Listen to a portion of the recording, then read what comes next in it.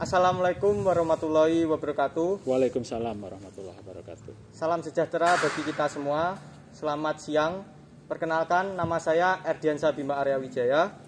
Pada kesempatan kali ini kita akan membahas tentang wawasan Wiyata Mandala. Sebelumnya saya ucapkan selamat kepada adik-adik yang telah diterima di SMAN Negeri 1 Kedungwaru Tulungagung. Semoga adik-adik semua bisa mengikuti pembelajaran yang ada di SMAN Negeri 1 Kedungwaru dengan baik. Nah, saat ini kita sudah bersama dengan salah satu guru di SMAN Negeri 1 Kedungwaru, yaitu Bapak Agung Cahyadi SPD. Selamat siang, Pak. Selamat siang. Bagaimana kabarnya, Pak? Alhamdulillah, sampai hari ini Tuhan Allah masih memberikan nikmat yang luar biasa, yaitu kesehatan dan kesempatan. Senang sekali hari ini kita bisa bertemu dalam keadaan sehat walafiat, walaupun di masa pandemi seperti ini. Ya. Mungkin bisa kita mulai saja, Pak, tentang pembahasan materi Wiyata Mandala kali ini. Ya, terima kasih waktu yang sudah diberikan, dan juga saya mengucapkan selamat kepada kalian anak-anak yang sudah dinyatakan diterima di SMA Negeri 1 Kedungwaru. Selamat datang di SMA Negeri 1 Kedungwaru. Mungkin langsung saja, apa ya Pak yang dimaksud dengan wawasan Wiyata Mandala itu? Oh iya, baik, terima kasih. Kalau kita bicara tentang wawasan Wiyata Mandala, kita coba urai satu persatu ya. Kita coba lihat kata demi katanya dulu. Dimulai dari kata wawasan. Wawasan ini kalau menurut Kamus Besar Bahasa Indonesia artinya adalah tinjauan atau pandangan. Jadi bagaimana kita memandang sesuatu itu di sana dikatakan sebagai wawasan. Nah, kata yang kedua yaitu adalah wiyata. Wiyata ini berasal dari bahasa Jawa era pertengahan, jadi era peralihan dari Jawa kuna ke Jawa baru, yang artinya adalah pengajaran atau pembelajaran atau belajar.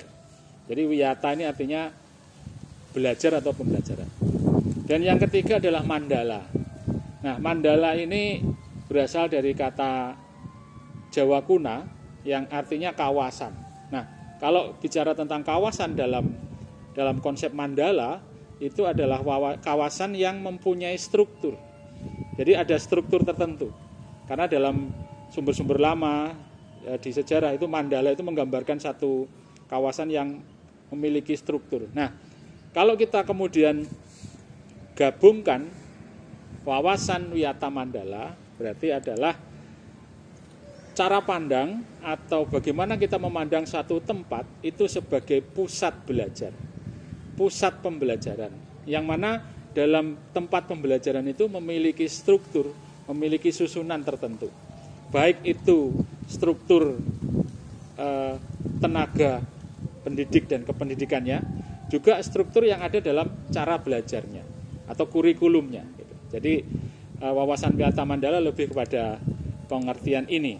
Jadi kalau menurut Direktorat Jenderal Dasar dan Menengah Dikdasmen nomor 13090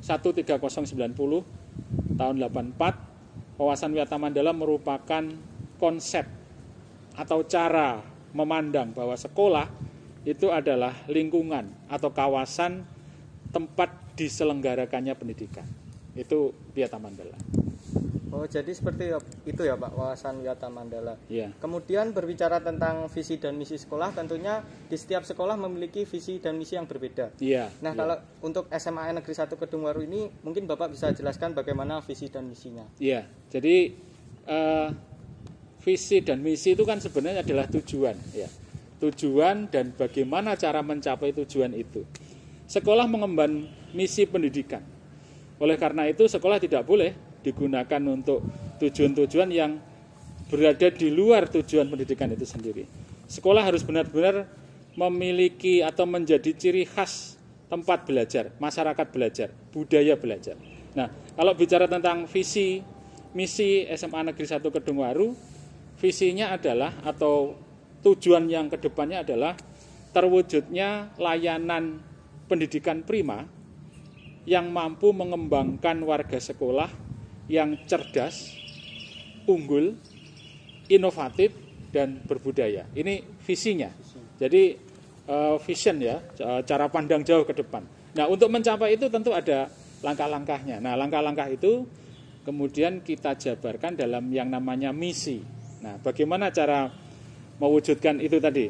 Yang pertama adalah menumbuhkan penghayatan terhadap ajaran agama yang dianut oleh masing-masing dan juga budaya bangsa sehingga menjadi sumber kearifan dalam bertindak.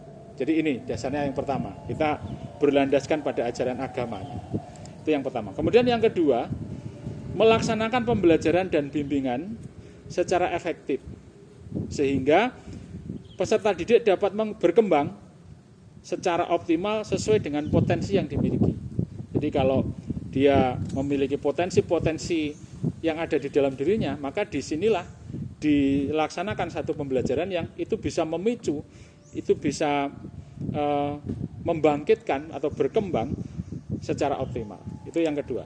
Yang ketiga, menerapkan manajemen partisipasi dengan melibatkan seluruh warga sekolah dan stakeholder yang berorientasi pada kepuasan pelanggan. Pelanggan dalam hal ini adalah peserta didik dan wali murid gitu ya. Jadi bisa dibuat satu manajemen partisipasi antara sekolah dengan pihak di luar sekolah, wali murid dan sebagainya sehingga semuanya merasa menjadi satu kesatuan. Ini visi yang ketiga. Visi yang keempat adalah menumbuhkan semangat keunggulan. Jadi semangat keunggulan kepada peserta didik untuk meraih prestasi yang terbaik dalam setiap kegiatan. Jadi di dalam setiap kegiatan pembelajaran kita menumbuhkan semangat keunggulan. Ayo, ini keunggulannya di mana? Ada yang akademik, ada yang non akademik, ada yang olahraga, ada yang seni, ada yang budaya, macam-macam. Jadi SMA Kedungwaru terkenal dengan itu semua. Jadi potensi-potensi yang dimiliki oleh siswa itu dikembangkan sedemikian rupa. Dan ini sudah terbukti di level kabupaten, di tingkat provinsi dan bahkan nasional. SMA Kedungwaru seringkali menjuarai dan berperan serta aktif di sana. Saya kira itu untuk visi dan misi. Nah, seperti yang Bapak bilang tadi, SMA Negeri 1 Kedungwaru ini terkenal dengan banyak prestasinya. Ya. Tentunya untuk mendukung itu pastinya ada komponen-komponen sekolah yang mendukung. Ya, mulai betul, dari betul. Kepala sekolah, wakil kepala sekolah, atau mungkin guru pendidiknya juga. Nah, mungkin Bapak bisa jelaskan bagaimana siapa saja kepala sekolah atau wakil kepala sekolah yang ada di SMA Negeri 1 Kedungwaru. Iya, tadi ya kembali ke pengertian mandala tadi ya. Jadi satu kawasan yang memiliki struktur. Nah, sekolah ini pun juga demikian.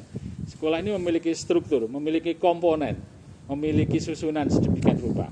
Di komponen yang pertama, yang paling tertinggi dalam hal ini adalah kepala sekolah. Ya, sekalian juga saya memperkenalkan kepada kalian adik-adik SMA 1 Kedungwaru yang baru masuk, dinyatakan masuk ini, komponen-komponen itu ya. Jadi yang pertama kepala sekolah. Kepala sekolah dalam hal ini adalah Dr. Andes Harim Sujatmiko MM MPD. Beliau adalah kepala sekolah, sudah beberapa tahun beliau menjabat di sini.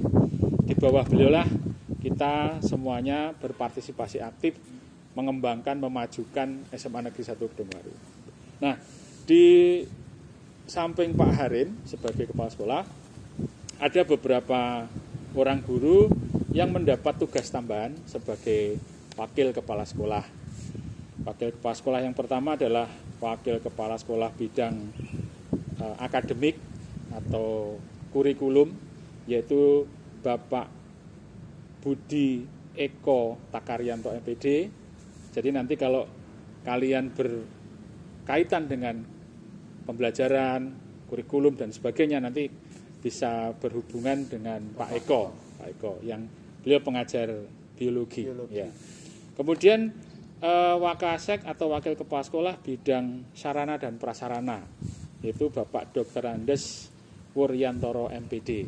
Jadi nanti misalnya kalau dalam pembelajaran tatap muka, nanti mudah-mudahan kita bisa segera melaksanakan tatap muka gitu ya. Nanti kalau misalnya ada proyektor kurang bagaimana, kabelnya kurang bagaimana, atau mungkin papan tulis dan sebagainya, sarana prasarana yang terkait dengan proses pembelajaran nanti bisa menghubungi Bapak Wuryantoro.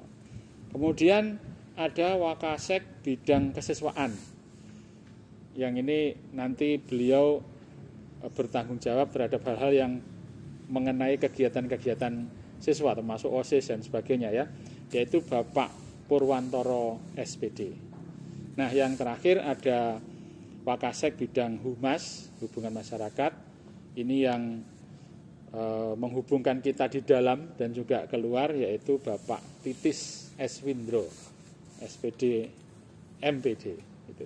Kemudian selain ada kepala sekolah, kemudian ada wakil kepala sekolah, tentu juga ada Bapak Ibu guru. Ya, barangkali nanti dalam bentuk atau format yang lain bisa ditampilkan gitu ya, Bapak Ibu guru SMA Negeri 1 Kedungwaru. Selain Bapak Ibu guru juga ada yaitu tenaga kependidikan. Kalau Bapak Ibu guru adalah tenaga pendidik, ini ada tenaga kependidikan atau kita biasa menyebutnya tata usaha ya. Nanti biasanya kaitannya kalau kalian mengurusi surat dispensasi, mengikuti lomba dan sebagainya gitu ya, lomba-lomba, kemudian ada kegiatan apa yang di luar sekolah, kemudian nanti kalau sudah lulus legalisir dan sebagainya, itu kaitannya dengan tata usaha, staf tata usaha. Dan yang terakhir adalah siswa. Jadi ada kepala sekolah dan wakil kepala sekolah, ada Bapak Ibu guru, ada staf tata usaha atau tenaga kependidikan, dan ada siswa. Jadi ini komponen yang membangun atau struktur yang membangun atau yang menjadi satu dalam kawasan yang kita sebut sebagai Wiyata Mandala. Dalam hal ini adalah SMA Negeri 1 Kedungwaru. Selain dikenal dengan banyak prestasinya, SMA Negeri 1 Kedungwaru ini juga terkenal sekali tentang budaya belajarnya yang bagus. Apalagi di SMA Negeri 1 Kedungwaru ini terkenal sebagai sekolah unggulan. Nah, mungkin diunggulkan ya. Ya, diunggulkan. Diunggulkan. Mungkin menurut Bapak bisa dijelaskan bagaimana budaya belajar yang ada di SMA Negeri 1 Kedungwaru ini sehingga menghasilkan murid-murid yang berprestasi. Ya. Karena ini budaya ya, berarti ini sudah ada atau sudah muncul atau sudah menjadi sesuatu yang ada dan sudah lama gitu ya. Namanya budaya. Diwariskan. Iya, sudah diwariskan, artinya itu sudah terbentuk lama dan itu terus berlangsung sampai hari ini gitu ya. Jadi budaya sekolah di sini atau budaya belajar di SMA Kedungwaru adalah yang pertama adalah kemandirian. Jadi anak-anak dituntut untuk mandiri, belajar secara mandiri. Meskipun juga nanti tetap di bawah bimbingan Bapak Ibu guru gitu ya. Nah, apalagi dengan sistem yang diterapkan pada 2-3 tahun berjalan ini ya, kita menggunakan sistem LKS, itu benar-benar kemandirian menjadi sesuatu yang paling utama bagi siswa. Jadi siswa dengan sistem SKS ini kemudian diberikan satu instrumen untuk belajar, kemudian mereka bisa mengeksplor sendiri dan juga nanti bisa didiskusikan dengan Bapak Ibu guru. Nah, yang pertama adalah kemandirian. Yang kedua adalah kedisiplinan. SMA Kedungwaru terkenal dengan kedisiplinannya yang tinggi. Bahkan di masa lalu barangkali ketika kita belum pandemi gitu ya, pembelajaran di SMA Kedungwaru ini sangat padat, sangat berkualitas begitu. Jamnya juga begitu, sehingga zaman dulu tuh anak-anak mengatakan di SMA Kedungwaru ini tidak ada istirahat. Ya, tidak ada jam kosong gitu ya. Jadi jam kosong itu adalah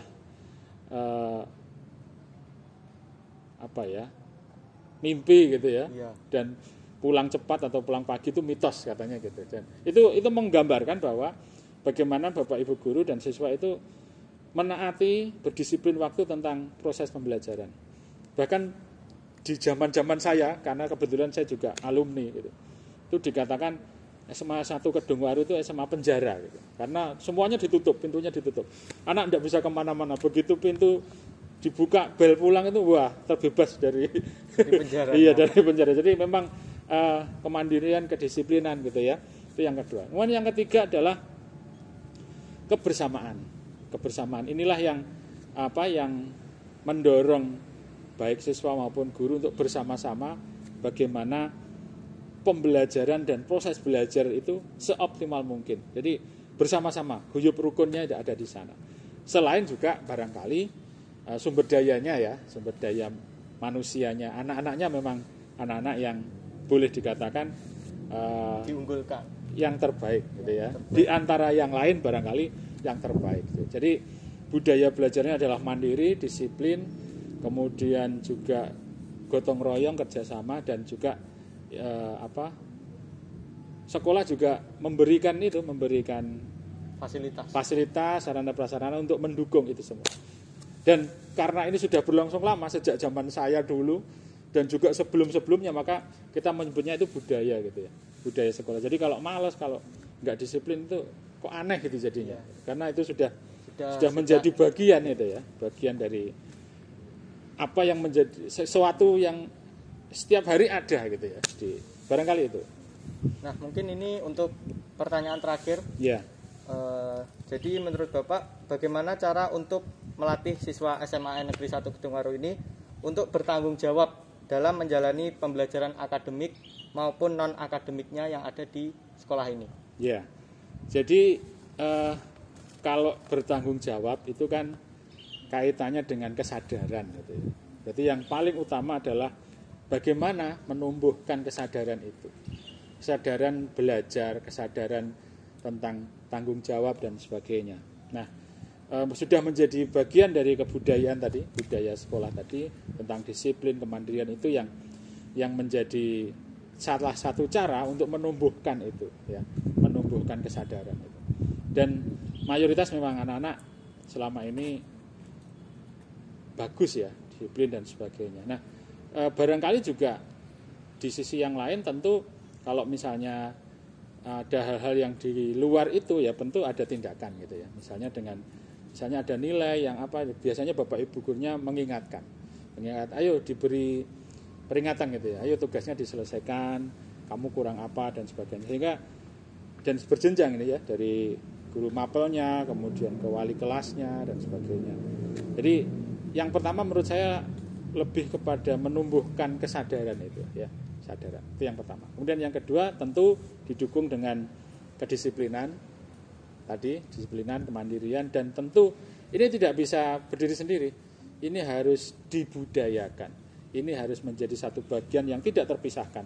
Artinya semua warga sekolah, semua aktivitas akademika SMA Kedungwaru bertanggung jawab terhadap ini. Ya gurunya, ya siswanya, ya TU-nya, ya masyarakat sekitar, mungkin wali murid dan sebagainya. Jadi kita bersinergi, kita menumbuhkan kerjasama, kesadaran tentang ini adalah milik kita semua, ini adalah bagian dari kita semua, sehingga tujuan dan visi misi SMA Negeri 1 Kedungwaru ini bisa terwujud. Saya kira itu. Tak terasa kita sudah berbincang-bincang panjang. Sudah lama ya? Iya. Tentang wawasan Wiyata Mandala. Mungkin iya. Pembahasan kali ini bisa kita sudahi sampai sini saja. Saya ucapkan terima kasih lagi kepada Bapak atas waktu dan informasinya. Ya, terakhir untuk kalian yang baru dinyatakan masuk, sekali lagi saya ucapkan selamat datang. Belajar yang baik, bertanggung jawab, dan ingat semuanya harus dikembalikan dengan nilai-nilai spiritual gitu ya. Dan mudah-mudahan kalian sukses di SMA Kedungwaru dan sukses nanti setelah keluar dari SMA Negeri 1 Kedungwaru. Saya kira itu. Nah adik-adik, karena mungkin pembahasan kali ini sudah cukup jelas, untuk materi kali ini kita akhiri sampai di sini. Semoga informasi yang tadi disampaikan dapat bermanfaat bagi kita semua. Mohon maaf apabila ada kurang lebihnya. Saya pamit undur diri. Wassalamualaikum warahmatullahi wabarakatuh. Waalaikumsalam warahmatullahi wabarakatuh.